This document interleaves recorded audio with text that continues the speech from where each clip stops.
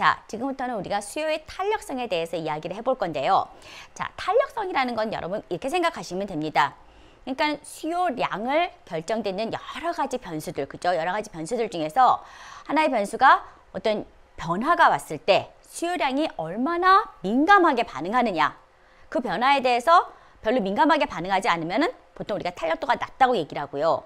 변화에 대해서 굉장히 민감하게 확 반응을 하면요, 굉장히 탄력도가 높다라고 얘기를 합니다. 자, 수요에서는요, 이 탄력도가 굉장히 중요하게 이제 나오는데요. 수요에서 수요량에 영향 미치는 변수로서는요, 우리가 크게 두 가지를 봅니다. 하나는 바로 이제 가격에 의한 탄력도죠. 가격이 변화했을 때 수요량이 얼마나 크게 민감하게 반응하느냐. 자, 그 다음에 두 번째는 소득에 대해서 봅니다. 소득이라는 변수가 변화가 일어났을 때 그러면은 그 수요량이 어떻게 민감하게 반응할 것이냐. 이 두 가지를 보게 될 건데요. 일단 첫 번째 이제 가격에 대한 것부터 먼저 봅시다.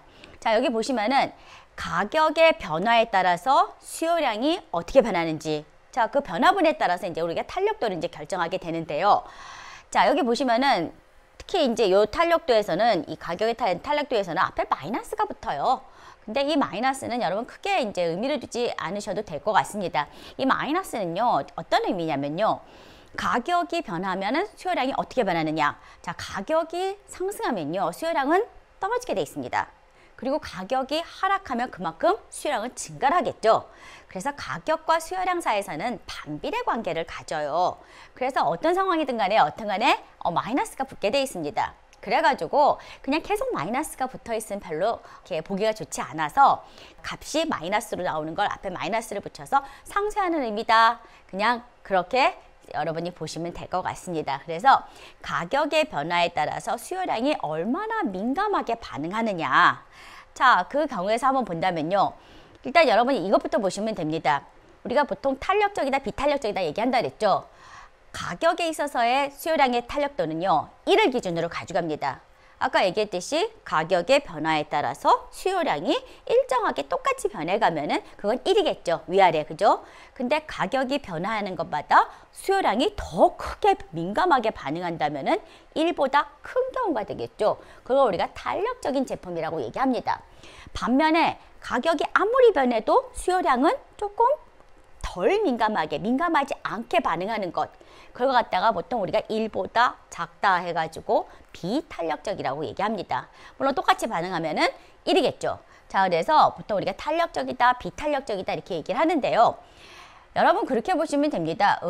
예를 들어서 가격이 조금만 변해도 굉장히 수요량이 크게 움직이는 것, 가격이 조금만 올라도 수요량이 푹 떨어지고, 가격이 조금만 내려도 수요량이 훅 올라가고. 자, 아니면 반대로 비탄력적인 경우에는 어떻습니까? 가격이 올라도 크게 수요량이 줄지 않는 케이스, 그죠? 가격이 내리더라도 막 크게 수요량이 늘어나지 않는 경우. 자, 대충 여러분이 이제 어떤 제품에 해당하는지를 아시겠죠? 보통 우리가 이 비탄력적인 경우, 가격의 변화에 크게 수요량이 움직이지 않는 케이스는요, 보통 우리가 필수제의 성격을 갖는 케이스가 많습니다. 예를 들어서 뭐 소금 가격이 올랐다. 그 다음 뭐 치약 가격이 올랐다. 뭐 치약 가격이 올랐다고 합시다. 그러면은 오늘부터는 치약 쓰지 않고 치약 대신에 소금을 사용한다.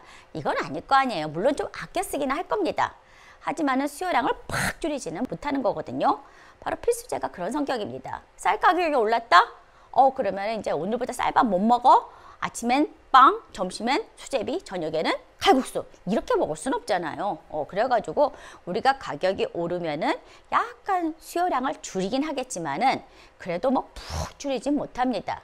그래서 탄력도가 이제 1보다 작은 경우, 비탄력적인 제품에 해당하는 것은 거의 필수제의 성격을 갖는다고 여러분이 보시면 됩니다.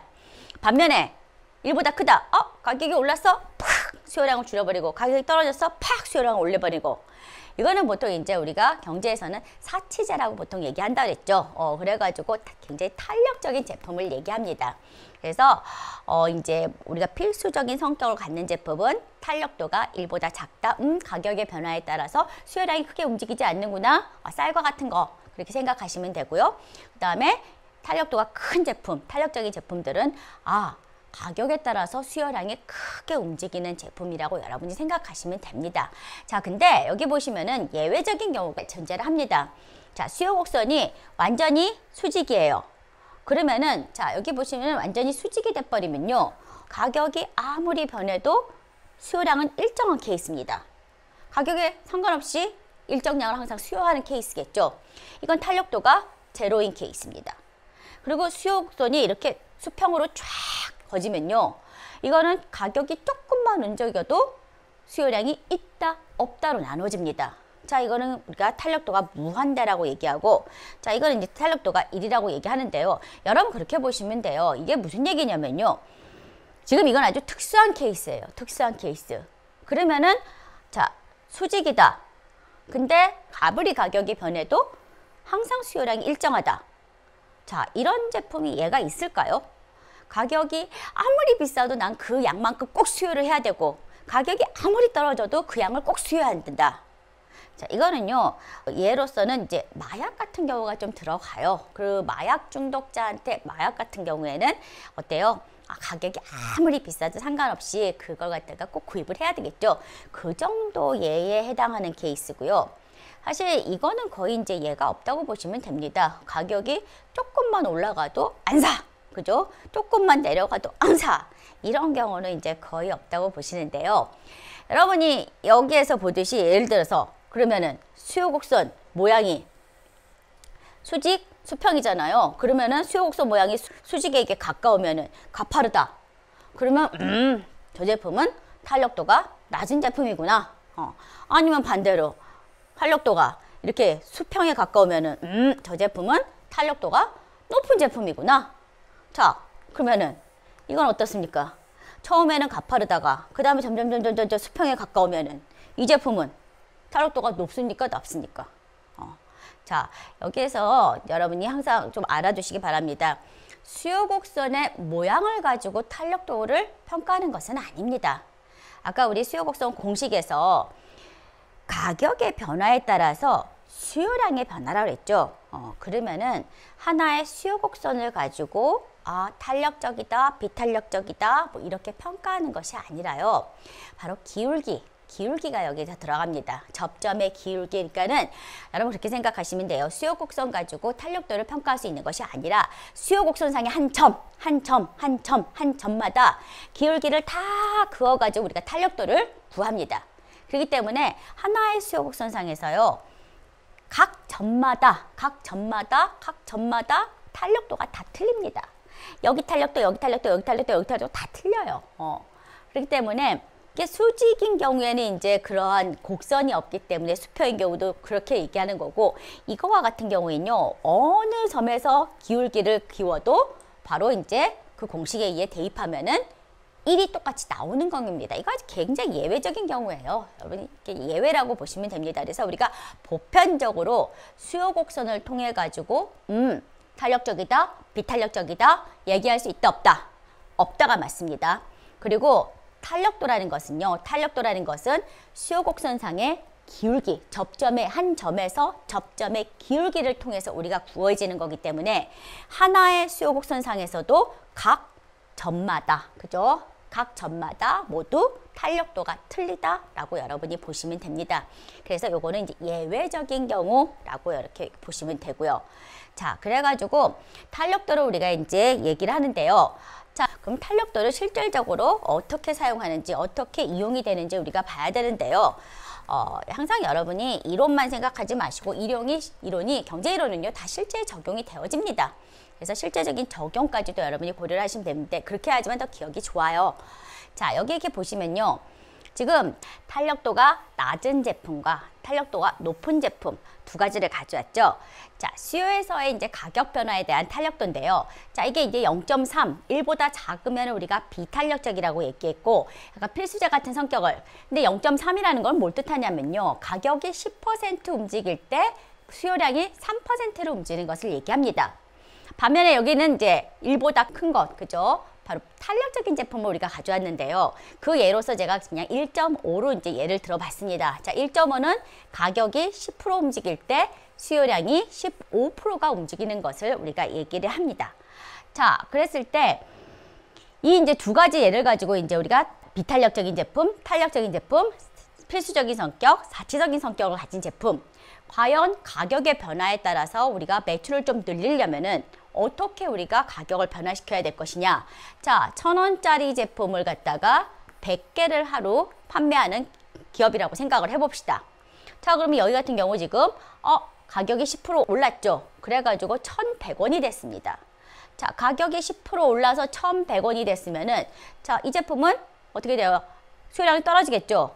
3%가 떨어집니다. 필수적인 성격이기 때문에. 그러면 100개 팔리던 것이 97개가 팔리게 될 것이고, 그 다음에 탄력도가 높은 제품은 가격이 1,100원이 됐다?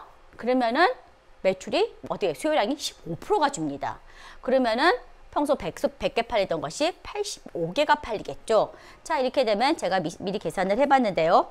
여기 보시면은 이거는 106,700원이 되고, 여기 같은 경우에는 93,500원이 됩니다.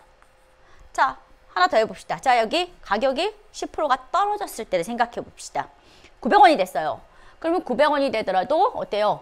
가격이 떨어졌으니까 수요량은 늘어나겠죠. 3% 정도의 수요량이 늘어납니다.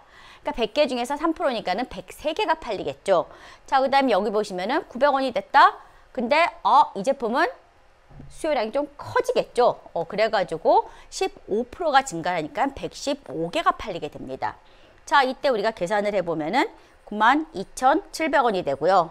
여기서는 103,500원이 나옵니다. 자, 제가 왜 이렇게 일일이 다 계산을 했냐면요. 자, 여러분 보시면은 딱 결론이 나오죠. 자, 만약에 내가 다루고 있는 품목이 지금 사회에 나갔어요. 사회에 나가가지고 내가 이제 종사하는 업종, 종사하는 기업에 다루는 품목이 예를 들어서 필수제의 성격을 가졌다. 그냥 난 매출을 좀 늘리고 싶다. 자, 그러면은 가격을 올려야 됩니까? 떨어뜨려야 됩니까? 올려야 됩니까? 떨어뜨려야 됩니까? 자, 당연히 이때는 올려줘야 됩니다. 그죠? 그리고 필수제가 아닌 사치제의 성격을 갖는 제품이다. 그럼 매출을 높이기 위해서는 자, 그렇죠. 이때는 가격을 내려주는 것이 맞습니다. 자, 그러면 여러분 그렇게 해석하시면 돼요.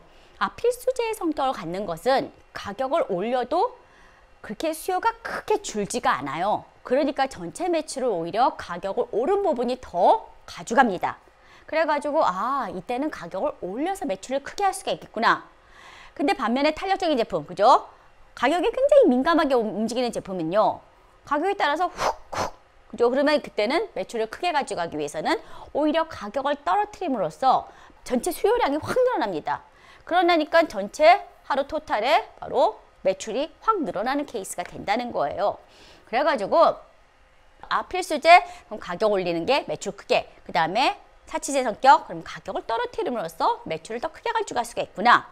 자, 이걸 알게 되면요, 여러분이 여러 가지 마케팅에서도요 굉장히 낚이는 케이스가 많습니다. 예를 들어서 뭐 패밀리 레스토랑 같은데 그런 데서 고객들을 위하여 일주일 동안 스파게티 10,000원짜리를 갖다가 5,000원으로 파격 세일합니다 라고 하면은 와, 저게 웬일이야 하면서 막 사람들한테 뭐 여러 가지 서비스 정신이 좋은가 보다. 다 낚이는 겁니다. 5,000원으로 깎이면요 그만큼 수요가 폭등을 합니다. 그렇게 되면 전체 매출은요 오히려 10,000원으로 팔 때보다 훨씬 더 늘어난다는 거예요. 그런 거는 사치제 성격을 갖기 때문에요. 가격을 떨어뜨림으로써 전체 매출을 크게 가져가는 그러한 케이스로 될 수가 있다는 겁니다. 그래서 여러분이 그런 것들을 보면서 이런 경제이론들을 가져와 가지고 막 설명을 좀 해주시기 바랍니다. 자, 이렇게 우리가 수요에 대한 탄력성은 여러분이 이렇게 보시면 될 것 같고요. 자, 이제 수요량의 움직임에 따른 거, 그죠? 수요량이 얼마나 민감하게 반응하느냐. 자, 거기 이제 변수가 가격이었는데, 자, 이제 여러분 생각해 보세요. 자, 상품의 성격에 따라서는, 자, 이제 경제는 이해를 하라 그랬죠? 그럼 이해를 했으면 거기에 대해서 여러분이 머리를 생각하면 됩니다. 자, 상품의 성격에 따라서, 아까 얘기했듯이 필수의 성격이다. 자, 그러면 탄력도가 높다, 낮다? 그죠? 비탄력적인 제품에 들어가는 거고, 그 다음에 사치제의 성격이면 가격의 변화에 굉장히 민감하게 반응을 하겠죠. 그러면 굉장히 탄력도가 높은 쪽으로 많이 가게 될 겁니다. 반면에 대체제가 존재하느냐 안 하느냐. 예를 들어서 지금 이 분필 공장에 분필을 갖다 우리가 수요를 하는데 이 분필의 가격이 올랐어요. 근데 이 분필을 내가 꼭 써야 하는 그러한 부분이고 이 분필을 대체할 것이 없다 하면은 가격이 올라도 그것을 사야 됩니다. 그때는 비탄력적인 제품이 되어져요. 하지만 어때요? 분필 가격 올랐어? 분필 대신 쓸만한 게 다른 게 얼마든지 많아. 그러면은 분필을 수요하지 않겠죠. 수요가 푹 떨어지겠죠. 탄력도가 굉장히 높아집니다. 그래서 대체재가 많으면 많을수록 그만큼 탄력도는 높아진다. 자, 그리고 전체 지출에서 차지하는 부분. 예를 들어서 100만 원 지출에 한 1,000원짜리. 하나 딱 1,000원짜리인데 1,000원짜리가 지출을 하는데 이게 뭐 가격이 올랐다? 전체에서 차지하는 비중이 굉장히 작죠. 그렇기 때문에 가격에 그렇게 민감하게 움직이질 않습니다. 하지만은 전체 매출에서 차지하는 부분이 크다. 예를 들어서 여러분이 만약에 지금 용돈을 받아서 뭐 여러 가지 이제 알바를 벌어가지고 이제 가장 많은 지출 부분을 차지하는 것이 아마 먹거리일 거예요. 그죠? 그 중에서도 이제 학교를 지금은 안 오지만은 여러분이 학교를 다니게 되면은 아마도 이제 학식을 많이 먹게 되겠죠. 그래서 이렇게 되면은 자, 학식이 차지하는 비중이 전체 지출에서 굉장히 높을 거예요. 근데 학식 가격이 올랐다. 그러면 여러분 막 난리치겠죠. 그러면서 학식 안 먹고 외부 음식으로 대체를 하게 될 겁니다. 그때는 어떻게 해요? 학식에 대한 수요량이 훅 떨어지겠죠. 전체에서 차지하는 비중이 크면 클수록 탄력도는 높게 반응을 합니다. 반면에 또 기간, 그죠? 기간이 길어지면요. 얕은 대체재는 나오게 되었습니다. 지금 꼭 어쩔 수 없이 쓸 수밖에 없는 제품이라도요. 이게 기간이 오래 지나면 분명히 대체재가 나옵니다. 그렇게 되면요. 탄력도는 길어질 수밖에 없어요. 그래서 여러분들이 이런 식으로 생각을 하시면 될 것 같습니다. 자, 그래서 지금 우리가 봤던 것은 수요량에 얼마나 민감하게 반응시키게 하느냐에 대한 변수, 그죠? 그거를 갖다가 우리가 가격에 대해서 먼저 본 거고요. 자, 두 번째, 소득에 대해서 좀 얘기를 해봅시다. 자, 이제는 변수가 소득이에요. 그러면 소득에 따라서 소득이 많아지고 적어짐에 따라서, 그죠? 수요량이 얼마나 민감하게 반응을 하느냐. 자, 수요량의 변화가, 그죠? 소득의 변화분의 수요량의 변화 위에 들어가죠. 근데 여기는 부호가 없죠. 이거는 플러스냐 마이너스냐가 굉장히 중요합니다. 그래서 플러스가 된다는 것은 소득이 증가할수록 어때요? 수요량을 늘리는 케이스를 얘기하는 거고, 마이너스가 된다는 것은 소득이 늘어났어? 그러면 수요량 줄여. 반대로 가는 케이스를 얘기해요. 그래서 플러스냐 마이너스냐가 굉장히 중요한데요. 자, 여기서 보시면 됩니다. 자, 일단 플러스, 그죠? 0보다 크고 1보다 작고 1보다 크다. 이 두 가지 면에서는 다 이제 플러스겠죠. 그때는 정상제입니다. 그죠? 소득이 증가했다. 수요량 늘릴 거야. 해가지고 정상제에 해당하고요. 소득이 늘어났다. 나 안 먹어. 안 사. 그죠? 예를 들어서 라면, 저 지하철, 저번에 로또 맞았을 때 여러분 지하철 하루 종일 타진 않겠죠? 막 다닐 거야. 이건 아닐 거예요. 지하철 안 타고 그 다음에 헬리콥터를 갈아타겠죠. 소득이 증가하면 오히려 수요를 줄이는 것. 그거는 우리가 열등제라고 얘기합니다. 0 미만 마이너스가 나오겠죠. 아까 얘기했던 그 정상제 중에서는요. 또 두 개로 나눠집니다. 예를 들어서 필수제, 정사제 중에서 필수제 같은 성격은요. 일단 늘리긴 늘립니다. 소득이 증가하면은 늘려요. 소득 증가했어? 나 그러면 쌀밥 2공기 먹어야지. 그럴 수는 있어요. 하지만은 10공기 먹을 거야. 이건 아니라는 거예요. 그래서 늘리긴 늘리지만은 크게 늘리지는 않는 제품들을 우리가 필수제의 성격을 갖게 되고요. 늘리는데 완전히 빵 늘리는 케이스. 예를 들어서 내가 로또를 맞으면은 만약에 가방을 하나 사겠습니까? 색깔별로 쫙 싸주세요. 이러겠죠. 그러면 어때요? 그때는 1보다도 훨씬 크게 늘어나게 됩니다. 그런 것들은 우리가 사치제의 성격을 가진다고 얘기를 하죠. 자, 정리합니다. 소득에 의한 수요, 그죠? 수요량에 얼마나 민감하게 반응하느냐. 소득이 증가할 때 우리가 수요량을 증가시키는 것을 정산제라고 얘기하는데, 그 중에서 1 미만으로, 그죠? 늘어나되 그렇게 크게 늘리지 않는 걸 필수제, 그 다음에 확 늘리는 것을 우리가 사치제라고 얘기하고, 오히려 소득이 늘어남에 따라서 수요를 줄이는 케이스, 이거는 우리가 열등제라고 얘기한다고 하면 됩니다.